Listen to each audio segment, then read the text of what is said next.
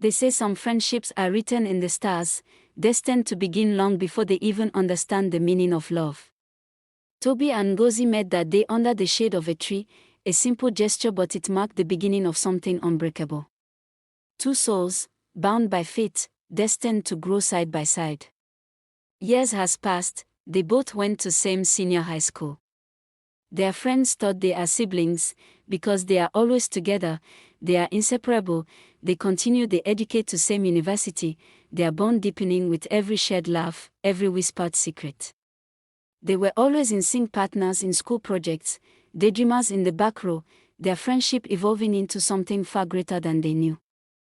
Tobi stood before her, heart racing, words tangled in his throat. It was time to admit what had always been in his heart, what had always been a whisper at the back of his mind. Ngozi, he began, I think I like you, more than a friend. The words seemed to stand still in that moment, her words hung in the air like the silence between raindrops. I don't know if I'm ready, Tobi. His heart sank, but in her eyes, he saw no anger, only confusion. Rejection wasn't the end, it was just the beginning of something unspoken. It wasn't until later, when the world was quiet, that Tobi truly understood. The silence wasn't a sign of failure. He wasn't just a friend. He was in love. One day, when the word felt right, Ngozi spoke her heart. Tobi, I've been feeling it too. It was the confession that changed everything. No more doubts, no more hesitation. Just two hearts, finally aligned, with a heart full of hope and promise in his eyes. Tobi asks, will you marry me, Ngozi? In that moment, the world around them faded, leaving only the certainty of their love. A love destined to last forever. They got married after their graduation. They became the couple everyone envied, their love a beacon of hope for all who believed in the magic of soulmates. Married, happy, their future as bright as the promises they made on that day. But even in perfection, shadows sometimes linger, ready to test the strength of their bond. Their home was their haven, a place where laughter echoed and dreams were shared. Tobi and Ngozi, two hearts entwined in the warmth of their love, living a life that felt like a dream come true. But every dream carries its burdens, even if they're unspoken. At every family gathering, there was always that one question, casually asked, but loaded with meaning: when will you give me a grandchild? It started as a joke, a passing comment, but for Tobi's mother, it became an obsession. And for Tobi and Ngozi, it became an expectation that they couldn't escape. With every passing month, the weight of their childless marriage grew heavier. Tobi could feel the pressure building, both from his mother and from within. Ngozi, too, began to withdraw, her silence louder than any conversation. Late at night, when the world was asleep, Ngozi's mind raced with questions. Was it her fault? Why couldn't they have the one thing that seemed so easy for others? Tobi watched her from a distance, helpless. He wanted to fix it, but he didn't know how. They tried everything, the tests, the treatments, the hope that it would work. Every consultation, every test result, felt like a step further into a world they hadn't anticipated. The weight of failure grew heavier, but neither of them could speak the words they both feared. There are moments in every relationship where silence speaks louder than words. In their home, it became the silence of two people too afraid to voice their deepest fears. Tobi wanted to fix it, but he didn't know how. And Ngozi. She was breaking, quietly, inside. One afternoon, Tobi's mother spoke to him gently but firmly. Son, you're a man now. You know what needs to be done. You're not getting any younger, and I need my grandchild. I don't want to die without grandchildren. I want to carry my grandchildren before I die. The words were full of weight. Tobi, bound by love for his mother, was torn between loyalty and respect for his wife. The decision lingered in his mind like a dark cloud. Could he betray the woman he loved for the sake of his mother's wishes? Tobi lay awake at night, his thoughts clouded, his heart torn between duty and love. The path he was about to take would change everything. Tobi's mother had been patient for years, but the years of waiting had finally worn her down. She said to Tobi, "I want to carry my grandchild before I die," she said, her words heavy with a quiet desperation. Tobi stared at her, shocked by the bluntness of her request. His heart sank. How could he fulfill this? Was this even possible without destroying everything he loved? Tobi tried to stay calm, though his mind was in chaos. "Mother, I love Ngozi. I can't cheat on her," he said, his voice trembling. But his mother's expression didn't waver. "It's not cheating, my son, you need to think about the family. Your wife will understand. You'll be giving me a grandchild," she insisted. Her voice smooth but firm. Tobi's stomach twisted, the pressure mounting. Ngozi, unaware of the conversation that had just taken place, was quietly unraveling. The pressure of not being able to give Tobi a child had begun to eat away her joy. She smiled less, laughed less. Every failed attempt at conception, every doctor's visit, chipped away at her spirit. She tried to stay strong, reassuring Tobi that everything would be okay, but the quiet sadness she hid behind her smile became more apparent with every passing day, the treatments, the tests, the endless hope that each visit would bring them good news. But nothing worked. The days turned into months, and still, no child came. Tobi squeezed Ngozi's hand tighter, unable to find the words to comfort her. He was losing faith, and so was she. One afternoon, after another failed attempt, Tobi's mother came to him with a new proposal. "Have you considered spiritual options?" she suggested, her voice laced with certainty. Tobi recoiled, shocked by the suggestion. "No, mother, I won't do that," he said, his voice growing firmer. But his mother wouldn't accept no for an answer, his mother now, accusing Ngozi of being the problem. "It's Ngozi," his mother said, her tone sharp. "She's the one stopping this family from moving forward. You need to think about your future, Tobi. I gave birth to you, I know what a man needs." Her words cut deep, but there was no denying the cold reality. Tobi was torn between his love for Ngozi and his obligation to his mother. Tobi couldn't take it anymore. "This is madness, mother," he shouted, his voice rising in anger. "I can't just take another wife. This is wrong." But his mother wasn't shaken. The mother asked him a question. "Do you love her, or do you love me more?" she challenged.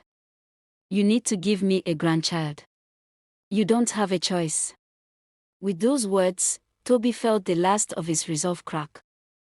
His mother's expectations felt like a chain, and he realized he had no way to break free. Furious, Tobi stormed out of the house. He didn't know where he was going, only that he had to get away from his mother's demand, away from the suffocating pressure. But even as he walked away, the thought of his mother's words lingered in his mind. "You'll be doing it for the family." The words echoed, and in the quiet of the night, they began to haunt him. It started with a knock on the door. Tobi didn't know it yet, but when his mother said, "Leave everything to me," this was what she meant. She arrived with a girl named Chinelo. Pretty, polite, quiet. "Just a house help," she said. But from the moment Tobi looked into her eyes, something about her felt off. Chinelo blended in quickly. She was helpful, respectful, and called Ngozi more with a reverence that disarmed suspicion. She cleaned, cooked, and even made Ngozi laugh. Tobi's mother was always nearby, whispering to her son, "She's a good girl." Obedient. Fatal, Tobi avoided her. He had to. Every time she passed by, the scent of her skin, the softness of her voice, it reminded him of the line he refused to cross. He loved Ngozi. He couldn't even look at Chinelo for too long without feeling guilty. But that didn't stop his mother from pushing. He noticed how often his mother would pull Chinelo aside. Whispering. Smiling. Training her. "She's not like Ngozi," his mother once said. "She's ready to give you what your wife couldn't." The words haunted him. Was this still about a child, or was it about control? Then it happened. Ngozi fell ill.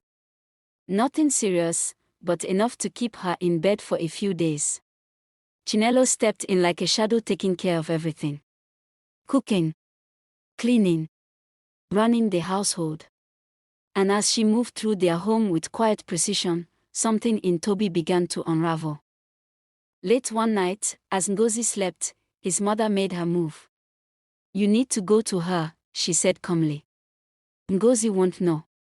Chinelo is ready. She already understands." Tobi stood up, furious. "No. I'm not doing this. Don't ever say that again." But his mother didn't react. She simply said, "You'll see, my son. When the time comes, you'll go." That time came sooner than he expected. Chinelo appeared at his door one night. Her voice barely a whisper. Tobi took a long breath, stepped back, and closed the door on her face. His heart pounded. His hands shook.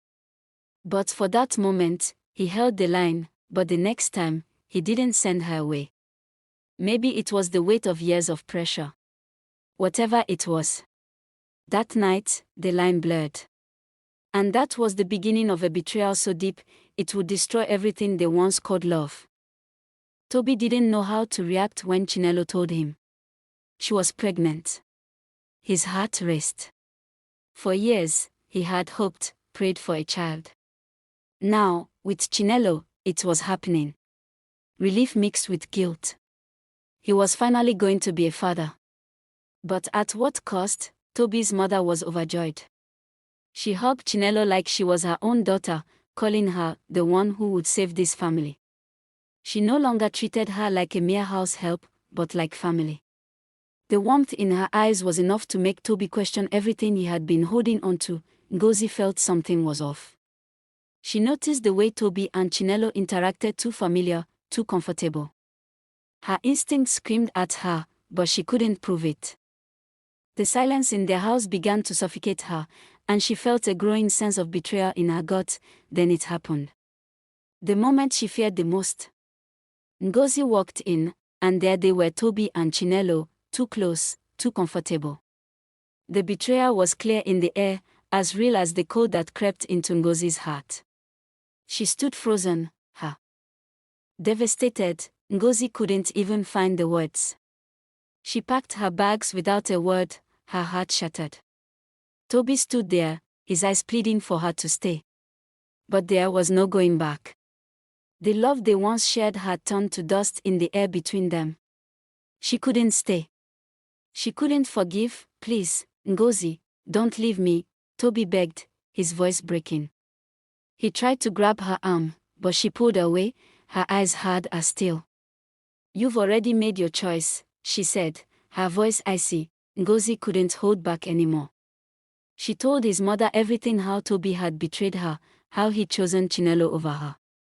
She expected her mother-in-law to defend her, but instead, her response came swiftly. "She's staying," the mother-in-law said coldly. No comfort. No apology. Just cold acceptance of the betrayal. The door closed behind her with a finality that shook Tobi's world to its core. Ngozi was gone, out of his life, out of their marriage. All the promises, all the love, shattered in that moment. The woman he had loved since childhood, the one he had promised forever, was gone. And he had no one to blame but himself. Chinelo's baby was finally here, Chimdalo, a name Tobi had chosen, half out of joy, half out of regret. He watched as Chinelo cradled the boy, her smile soft, her eyes filled with pride. But Tobi felt something is missing. The joy he should have felt didn't come. His mind drifted to Ngozi, to the life he lost. Tobi tried to be present, but every moment felt hollow.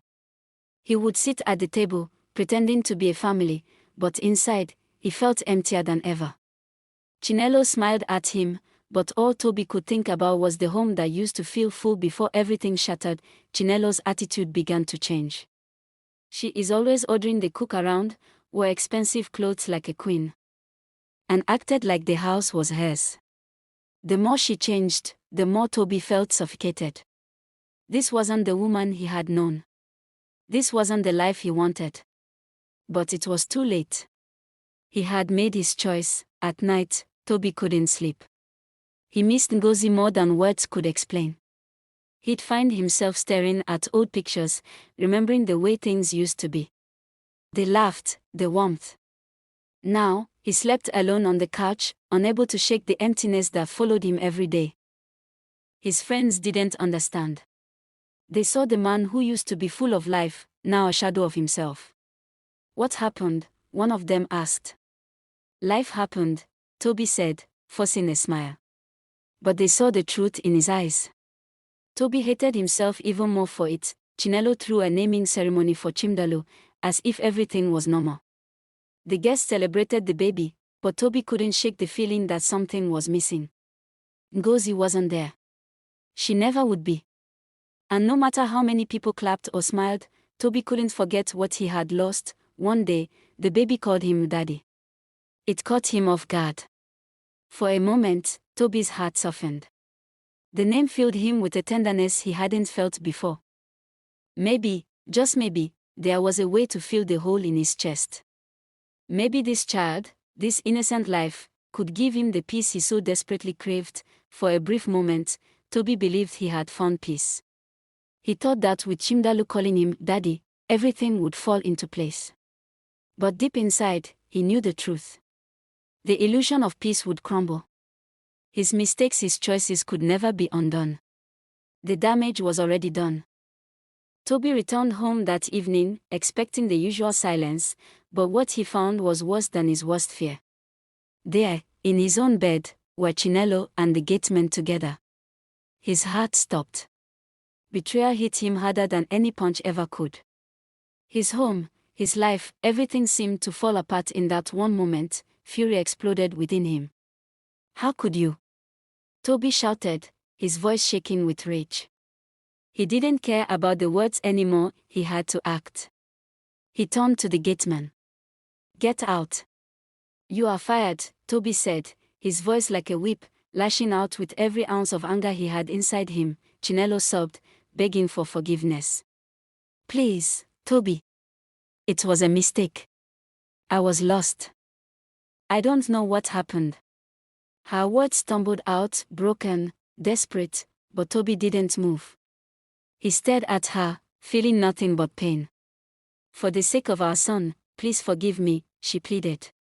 But Tobi couldn't shake the image of them together. Tobi was conflicted. He couldn't bear the thought of his son growing up without a father. For the child, he said quietly, his voice cracking. He would forgive her, for Chinelo's sake. But the gateman had to go.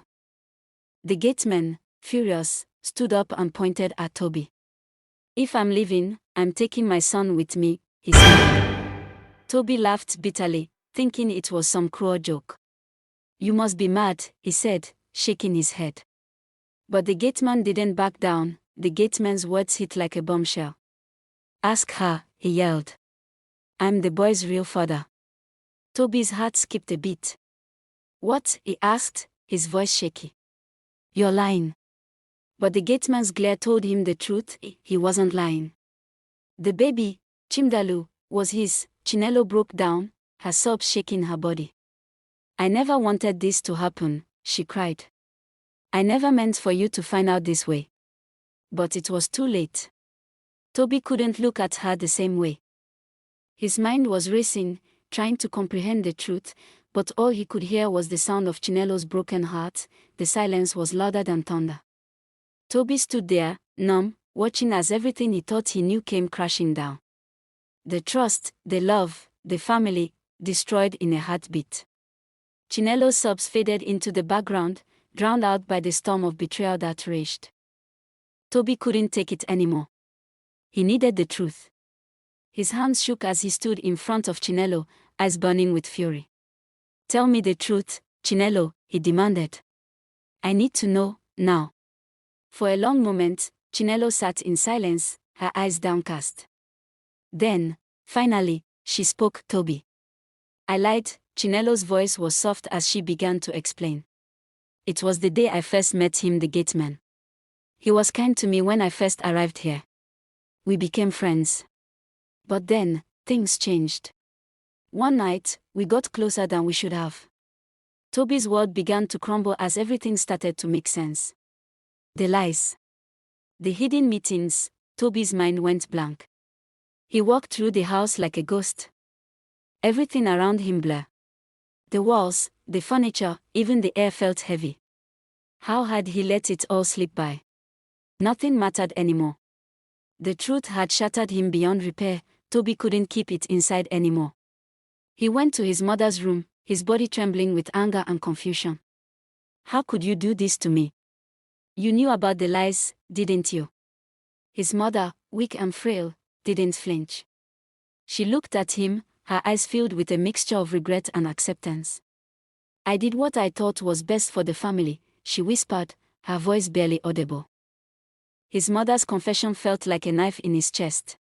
I knew about everything, Tobi. I knew about the gateman and Chinelo. But I wanted my grandchild. I wanted you to have a family. Her words came slowly, as if the truth was too much for her to bear. I never thought it would go this far. Tobi's heart sank. His mother's manipulation had led him into a trap of lies and betrayal. Tobi couldn't keep her in the house any longer.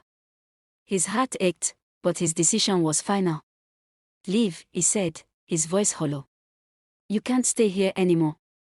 Chinelo broke down in front of him, tears streaming down her face. Please, Tobi, please forgive me for the sake of our son. But Tobi was done. For the child, he said, but you must go. Now, Tobi's mother passed away quietly a few days later. She had never held the grandchild she so desperately wanted. She left this world with that unfulfilled wish, and Tobi was left to mourn not just his mother, but the family he could never have. In her last moments, she had seen the destruction her actions had caused, but it was too late to fix anything. At the burial, whispers filled the air. The family, the friends, everyone knew now. Tobi was alone. His mother's death had ended one chapter, but it had also left him isolated. No grandchild. No family. And most painfully, no hope of ever finding peace. As he stood there, staring at the grave, Tobi realized the cost of his choices. He was truly alone. It had been years since he last saw her. One day he heard that Ngozi is back to town. Tobi's heart raced. He hadn't heard from her in so long, yet the news felt like a spark of hope. But hope was a dangerous thing for someone like him, someone who had lost it all. Tobi hesitated. What could he possibly say to her? How could he explain the years of mistakes and regret? But in the end, he sent the message. Can we meet? Just for a moment. It was a simple request, but it held more weight than he realized. The message sent, he sat back, holding his breath. When they finally sat across from each other, Tobi couldn't hold back the tears. I've made terrible mistakes, he said, his voice breaking. His chest tightened as the words spilled out. He wanted to apologize, to make things right, but he knew it was too late. Ngozi didn't say anything. She just listened, her face unreadable. Ngozi said little, her eyes fixed on Tobi, but her voice was silent. She wasn't angry. She wasn't hurt. She was simply calm. Her presence felt like a wall between them, a wall that he couldn't break down no matter how hard he tried. I've moved on, Tobi, she finally said softly. I've healed. Tobi's voice shook with emotion. Is there any hope? Can we ever be what we were? His heart pounded in his chest. She met his gaze briefly, her eyes filled with a calm sadness. No, Tobi, she whispered. I've healed. And I've let go. The words hit him harder than anything. The woman he once loved was gone, gone in a way that no apology could fix. Days later, Tobi saw her again, but not in the way he had imagined. She was stepping out of a sleek, black car, laughing with a man by her side. Tobi's heart sank. He watched them drive off, her hand resting on the man's arm. It hit him hard. She had truly moved on. She wasn't his anymore. And now, someone else would be the one to give her the life they had dreamed of. Tobi saw it on social media. Ngozi and her twins, a boy and a girl. They looked just like her. His world shattered in that moment. The family they could have had, now a dream in someone else's arms. His heart clenched with a grief so deep, it felt like a loss he could never recover from. As he stood there, Tobi realized the painful truth: his happy ending would never be with her. He had lost it, lost her, and it was too late to get it back. The woman he once loved, the future he had hoped for, was now with someone else. And Tobi was left alone, with nothing but the weight of his own mistakes. Tobi sat alone in the park where it all began. The place that once felt so full of promise now felt empty. He had lost her. He had lost the one person who had been his everything. As the wind blew through the trees, he thought of the girl he had met here so many years ago. The girl he had once called his best friend. A young couple walked past, laughing together, lost in their own world of love. Tobi watched them, a sad smile on his face. How many years had he wished for that kind of love with Ngozi? Now, it was a dream that belonged to someone else. Their laughter, their love, it felt so far out of reach, like a life he could never have. Tobi thought of Chinelo, the child who had never truly been his. He had tried to be a father, but the betrayal had stolen that from him. The son who called someone else daddy. Tobi felt the ache in his chest, a pain that had no end. The love he lost. The future he could never have. Tobi visited his mother's grave, the place where all the lies began. He knelt before it, tears rolling down his face. His heart was heavy with regret. His mother had never lived to see her grandchild, the legacy she had wanted. Tobi could only whisper into the wind, "I'm sorry, Mom. I failed you." The weight of his mistakes was too much to bear. Tobi sat at his desk and began writing a letter to Ngozi. The words came slowly, each one carrying the weight of the years he'd lost. He wanted to apologize, to explain. But deep down, he knew the letter would never be sent. It was just his way of unburdening his heart, of letting go of everything he should have said before. Tobi gave away everything he owned, as if shedding the weight of his past. The house, the memories, all of it, he couldn't carry it anymore. He moved to a smaller house, one that felt less empty, though he knew no place would ever feel like home again. This was the price of love. The price of choices he couldn't undo.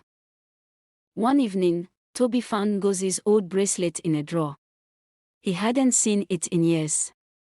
It still smelled faintly like her perfume, and for a moment, he was transported back to a time when everything felt right. His hands shook as he held it. It was the only thing left of the woman he loved. The woman who had walked away. Tobi smiled bitterly, his eyes clouded with pain. "I loved you. I always did," he whispered, the words almost a confession to the silence around him. There was no one left to hear him. No one left to forgive him. And as he stood there, the realization hit him hard: his happy ending belonged to someone else. Sometimes, the price of love isn't measured in what we give, it's measured in what we lose. Tobi lost his chance at happiness, his family, and his true love, all because he couldn't see the consequences of his choices. Love is precious, but it's also fragile. And once it's broken, sometimes it's gone for good. The lesson is clear: cherish love while you have it, for it may slip through your fingers before you even realize what you had.